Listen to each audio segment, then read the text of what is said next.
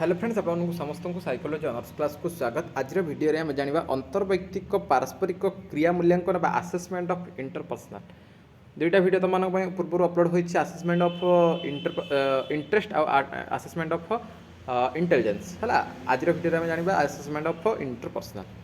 तो अंतर्वैयक्तिक पारस्परिक क्रिया मूल्यांकन बोलिकी तुम हेडिंग देदेव से किसी आम प्रथम जाना तार इंट्रोडक्शन पार्ट टी लिखिदेवा जे कौन लिखा ना सामाजिक तथा वृत्त्यात्मक परिस्थिति आम अन्य सहित किपरि पारस्परिक क्रिया करिथाउ ताकू अंतर्वैयक्तिक पारस्परिक क्रिया व्याख्या करिथाय।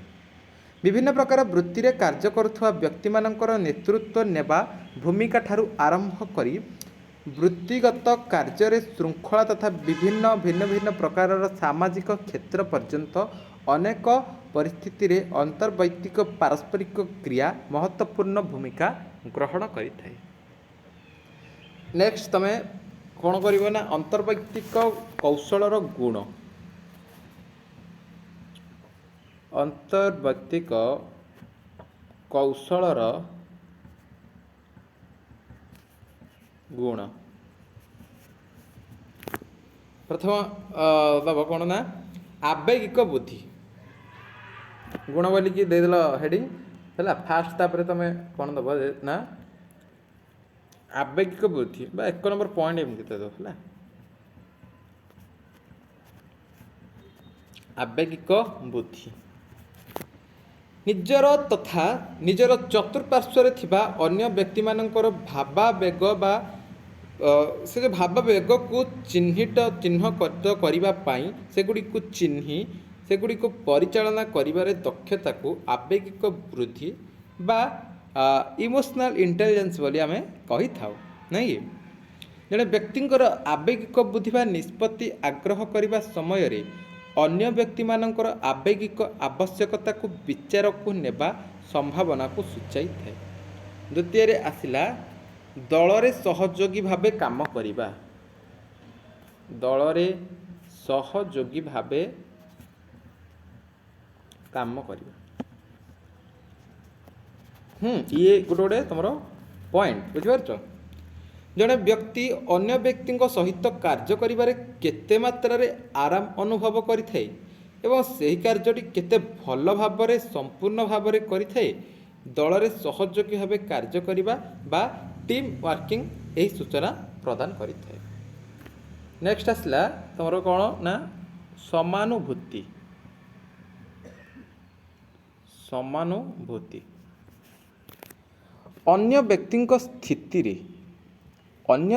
स्थिति रे निजको मानसिक रूपे रखी सेमानंकर भावावेग को निजे अनुभव करने को समानुभूति कहा जाए। समानुभूति एक अंतर्वैयक्तिक कौशल एवं एक कौशल अधिक रखुथिबा व्यक्ति माने तांकर व्यवहार तथा भावावेग द्वारा अन्य व्यक्ति माने किपरि प्रभावित होइथांती ताहा सहजरे जानी पारंती। नेक्स्ट आसला नैतिकता। नैतिकता कौन? नैतिकता जड़े व्यक्तिंकर मूल्यबोध क्रियाकलाप तथा सत्यवादितार संगति को बुझाई थाए। नैतिकता आधार रे जड़े व्यक्ति केते प्रभावशाली एवं सम्माननीय ताहा जना पड़ी थाए। तांकर मतामत को अन्य माने केते गुरुत्व दे थांती ताहा मध्य जना पड़ी थाए। नेक्स्ट आसला कौन? सामाजिक निर्भीकता हेडिंग देदेव। यह आत्मविश्वास दृढ़वादिता एवं साहसिकता परी विशेषता को अंतर्भुक्त करिथाय एवं ए गुणगुड़िक सामाजिक परिवेश रे व्यक्तिंक व्यवहार रे प्रतिफलित होइथाय।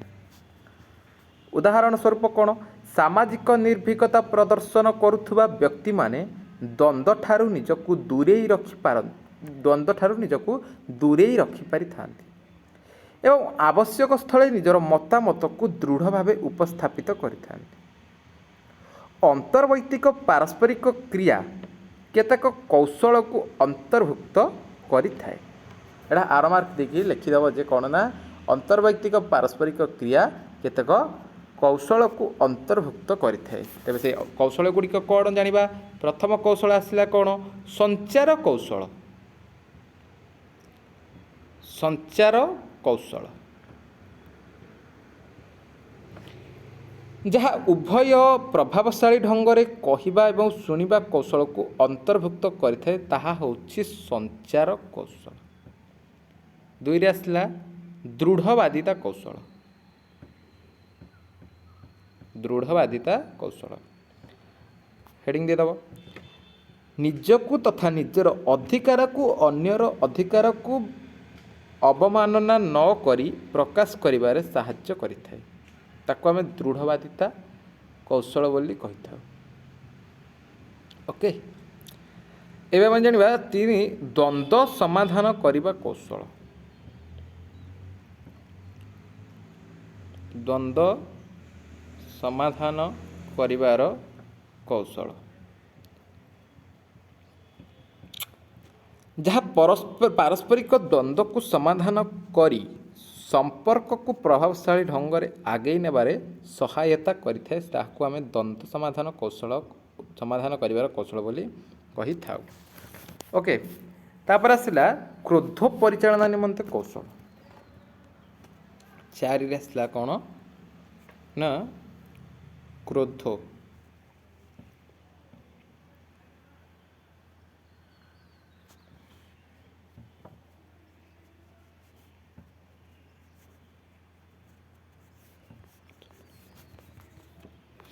जहाँ क्रोध को चिन्ह लक्ष्य प्राप्ति उद्देश्य से गुड़ी उपयुक्त ढंग से अभिव्यक्त भाव करने आपत्तिकालीन आवश्यकता को परिचालन करने समस्या समाधान करने इत्यादि कौशल को अंतर्भुक्त करिଥାଏ। ये गला तुमर आसेसमेंट ऑफ इंटरपर्सनल है। तो ये तीन क्वेश्चन तुम जमी लंग क्वेश्चन आसो व्यस्त हबार किसी ना नोट कर दियो आराम से पढ़ है बुझिकी लिख ठीक अच्छे। ओके बर्तमान वीडियो एति देखा आउ एक वीडियो रही आज्ञा नमस्कार।